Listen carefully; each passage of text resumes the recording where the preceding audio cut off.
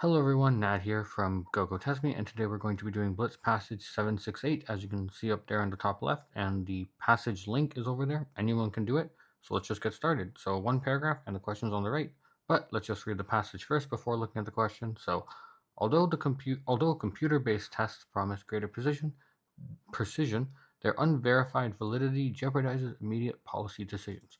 So right away, I'm just thinking about this sentence, and with my eyes closed, I'm thinking, oh, okay, computers have tests, they're really precise, meaning they hit them, like, they're very close to, or the answers they generate are very, you know, tight, unified, that's what precision means, but we can't really use their we can't use their results yet. Okay, what else does the passage say? So, over the past decade, schools and licensing boards have increasingly adopted digital platforms for large scale assessments, attracted by automated scoring and rapid results. So, just some examples here of the usage of these computer based tests. Okay. Critics, however, point out that many of these instruments have never undergone extensive field testing and rely heavily on algorithmic scoring models whose biases remain opaque. So, we have one that's saying, hey, a lot of people have it, but another sentence here saying, no one's really used it properly.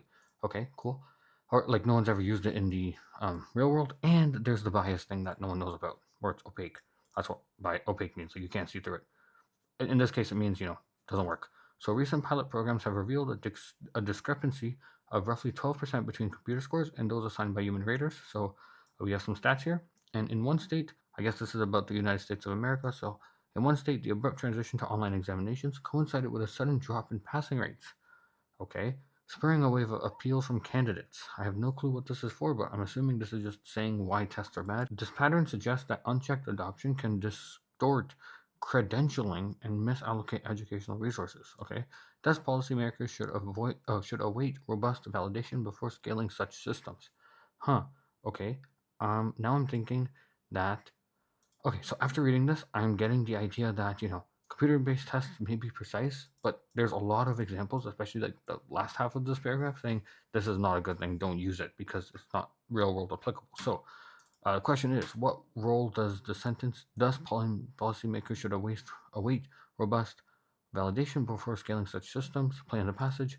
It's kind of a conclusion. So now I'm looking at the option. So, emphasizes the 12% score gap, not really. Where is the sentence first of all? So let's quickly try to find it.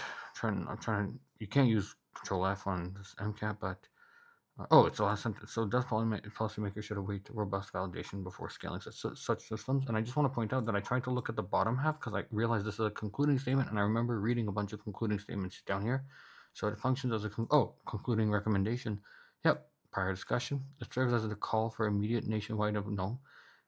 It's not an immediate call because it literally says await means to wait for, and it says to wait for robust validation. So not immediate, and describes the shift to electronic exams as a major educational advance. Not really. That's a different sentence, and also that's not what the sentence does. So has to be V and submit, and we got it correct. And then we can review everything down here, but I'm not going to because we got it correct this time.